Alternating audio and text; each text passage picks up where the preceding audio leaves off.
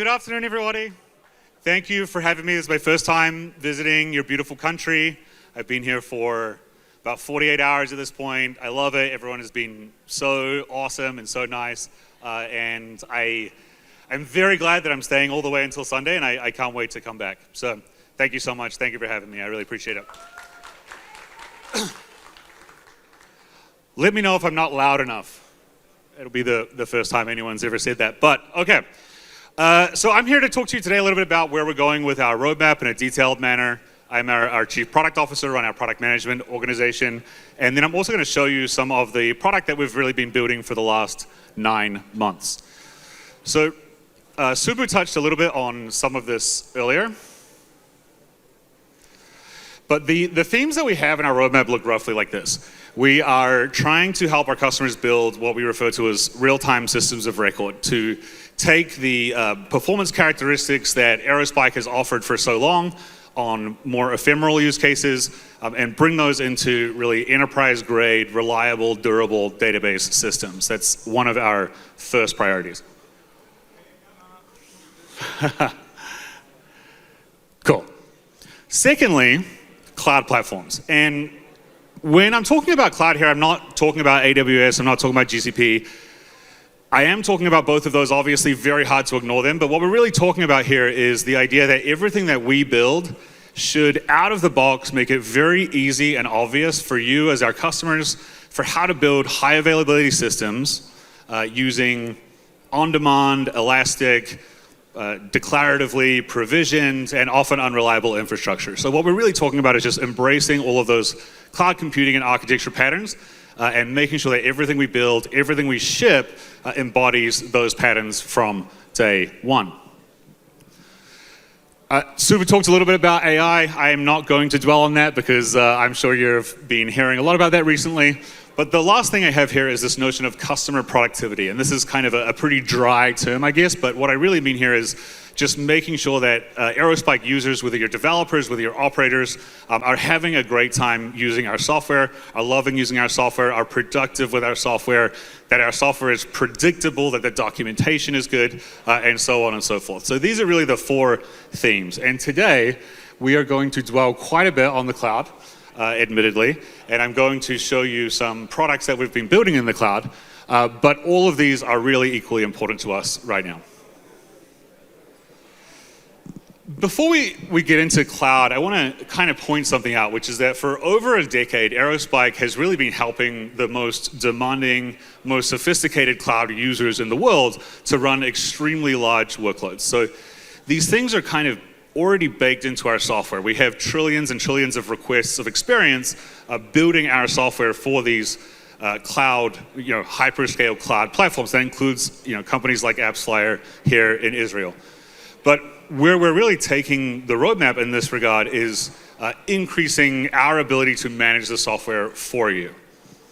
We have, like I mentioned, our self-managed products, which, basically all our 80 to 90% of all Aerospike self-managed clusters are already in some hyperscale cloud platform. We have our managed service product, which Subbu touched on, and today I'm going to be showing you a new product, which is a fully managed database as a service that we're calling Aerospike Cloud. We gave it such a plain and obvious name because we believe it's just so important to the future of the company and everything that we're going to build in the future. And now, I'm going to do something really silly, and I'm going to try and show you this product. And this will be one of the more ambitious demos I've ever done in my life. And I've done some pretty fucking ambitious demos, so let's see how we go.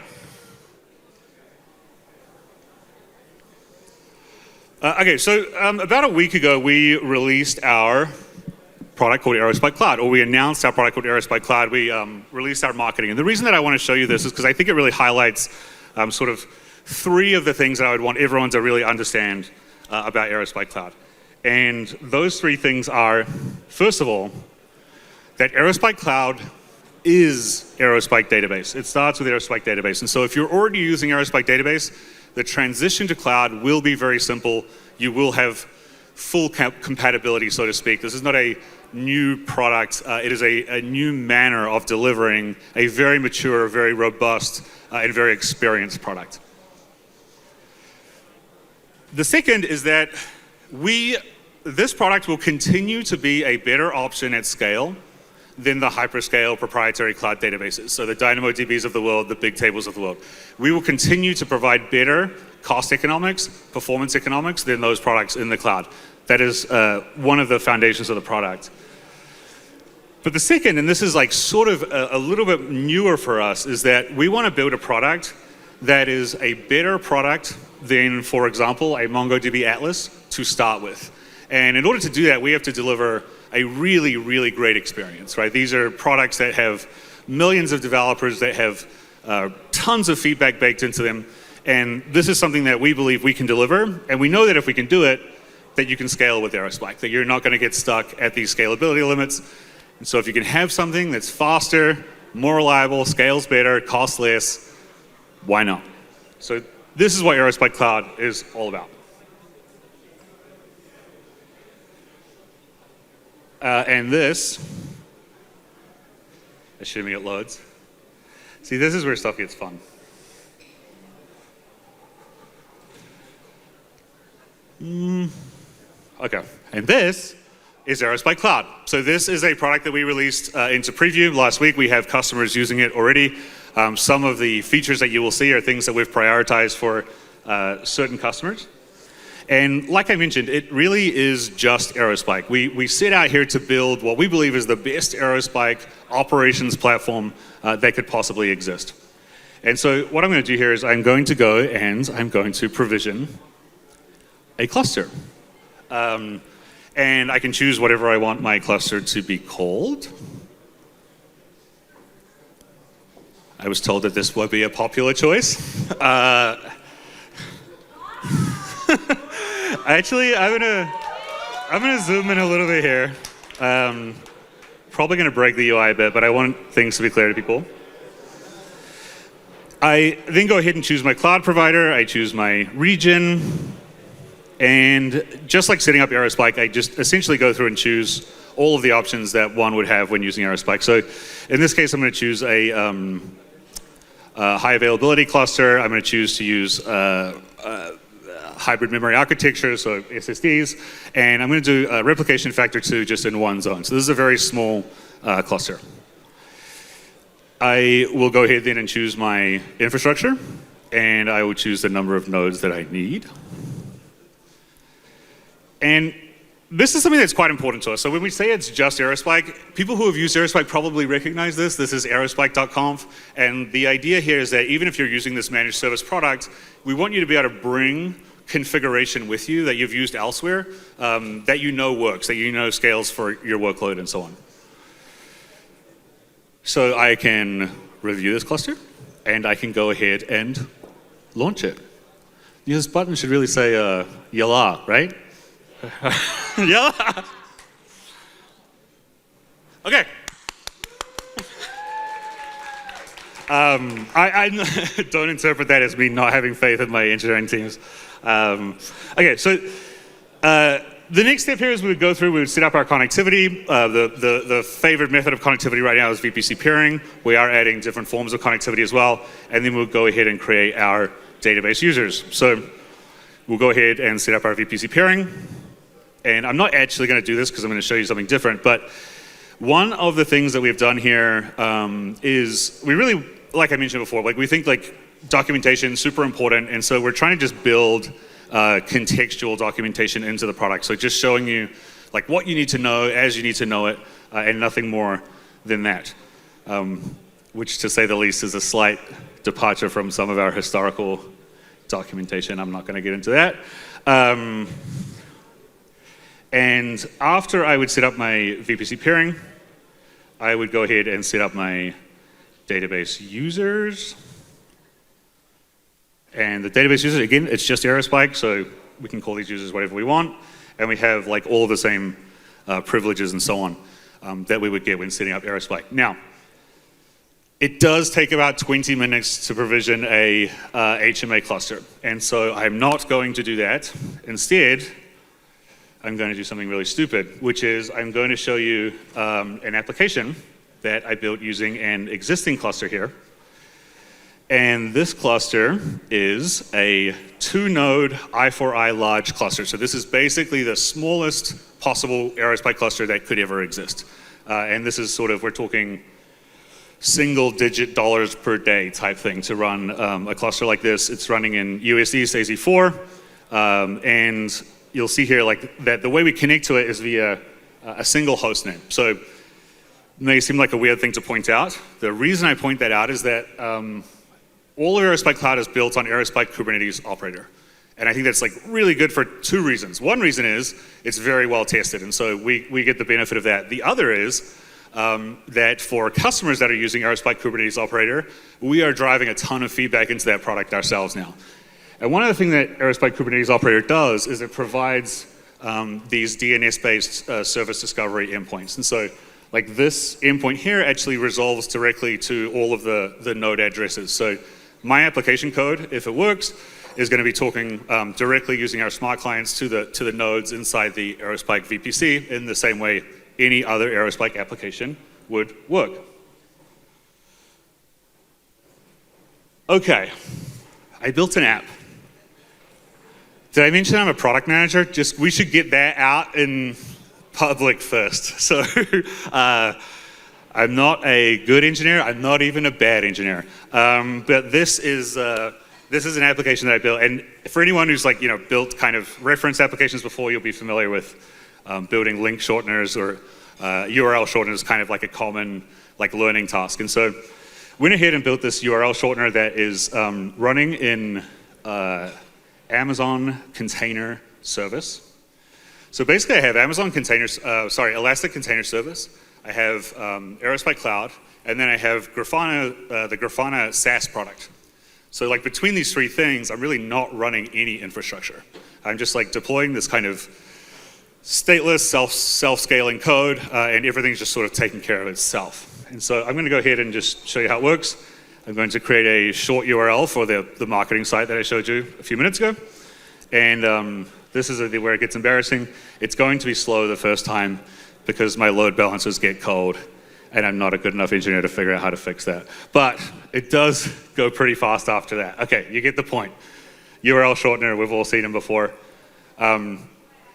I can see here in like my system status, this is again my URL shortener, but just an admin page, that I'm connected to my Aerospike Cloud cluster.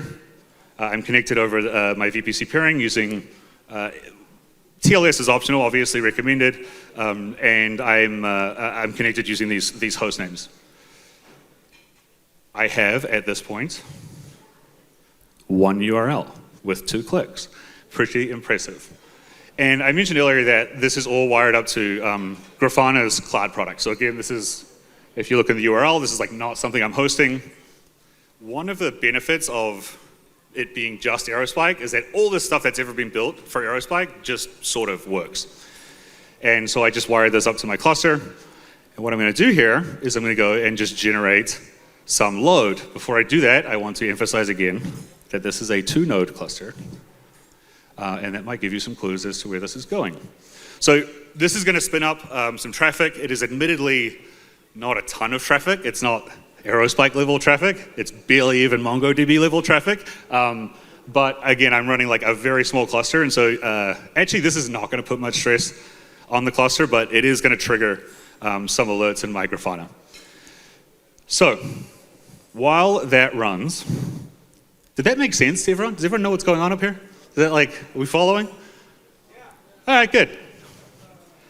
While that runs, I want to talk a little bit about how the architecture looks and how we price. So again, you run your application code in your VPC. You can run whatever you want. You can use any of the existing Aerospike libraries. You can use our REST API proxy. You can do whatever you want. You create a VPC pairing connection.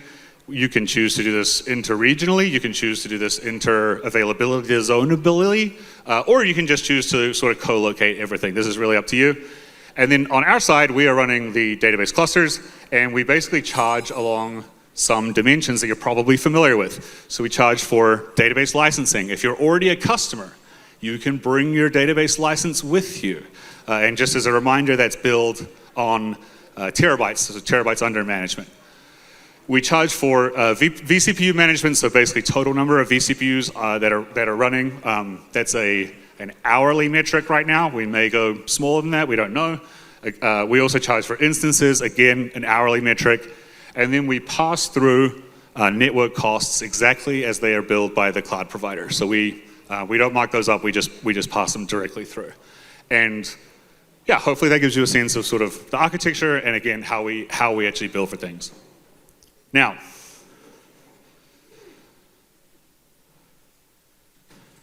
oh, come on.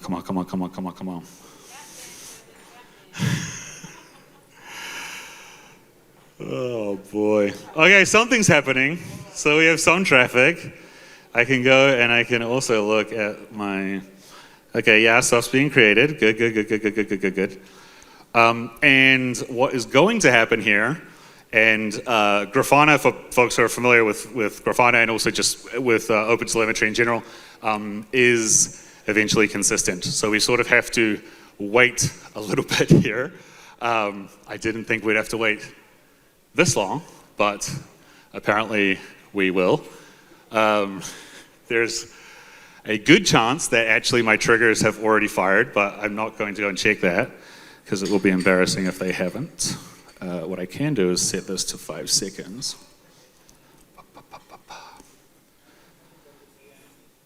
Okay, and so we have some traffic coming in now, and what you will see happen in probably 1 second here is this is probably the most boring thing anyone has ever made this many people watch. I'm so sorry. Okay. Triggers in Grafana are not eventually consistent. So basically my trigger has fired in Grafana. And what that means is that within a few seconds, if I'm to go back to my cluster, and this does take a few seconds, which is why I'm talking slowly, we will see.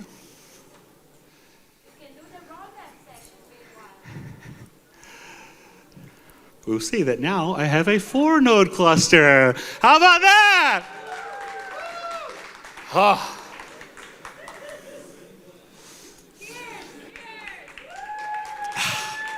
L'chaim, I believe. I got that. I'll get there. Okay. I can't believe that worked. That is awesome. So, and the reason that works is that, everything that we've done through this UI, we're also exposing through REST APIs. So I just have Grafana like calling back to my application. I'm hitting our REST API, I'm doing that scaling in the background. And essentially every single thing that you can do through the API. So including things like choosing instance types, choosing regions, scaling horizontally, scaling vertically, and so on and so forth. All right, I probably have about 10 seconds left. We're also shipping this year Aerospike database 8.1 and 8.2. And I'm not going to go into a huge amount of detail on these. Does anyone here understand the reference in the top right corner? It's very obscure. Okay, so in 2009, Apple shipped a version of Mac OS X called Snow Leopard. I don't know if anyone remembers this, but it was basically a release of their operating system that just fixed all the things that their most passionate and devoted users knew were a problem, but weren't a problem on the surface. And so I would call this a Snow Leopard release. We have a ton of stuff going out. None of it is particularly flashy. It's all like sort of very in the weeds, but stuff that anyone who's running Aerospike at scale is probably going to appreciate. And this is going to land in the next couple of weeks, and I'm definitely not going to stand here and read these bullet points. Later this year, we have database 8.2. This introduces some more functional capabilities, including data masking, the ability to obfuscate PII data, for example, and then also selective querying. We need to come up with a name for this, but this is essentially the equivalent of like a JSON path syntax or something that allows you to selectively query deep within collection data types. And on the reliability and scaling side, we have a feature that if you know, you know. All right, so what else do we have cooking in 2025? I mentioned Aerospike Cloud. I'm not going to go into that too much more. Backup and recovery is really a big topic for us. I also would mention this is locally sourced and artisanal. Our backup product and engineering team is here in Tel Aviv, and you should introduce yourselves to them if you get a chance. Aerospike Graph. So this we will be making generally available our OLAP analytics capabilities very soon, and then we'll also be bringing that to cloud. So what you should really expect to see is like all of these offerings that we have, including backup, including graph, making their way into cloud. And then also like all of that work that we do for instrumentation, for scalability, for infrastructure as code, you will all have access to that if you're running the software yourself as well. And then lastly, we're doing a lot of work on developer experience. So we are actually looking to completely reimagine what our developer libraries look like.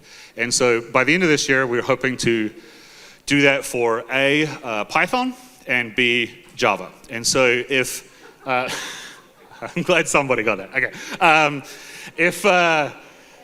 If you have any feedback, if you want to be involved in that process and the design, the testing process for that, we would love to speak to you about that. And that is it. If you'd like to find out more about Aerospike Cloud, you can go to this URL until one of you goes and deletes it or changes it to something else, which you can do. Yeah, love to chat with you more about it, and great to be here. Thank you for having me.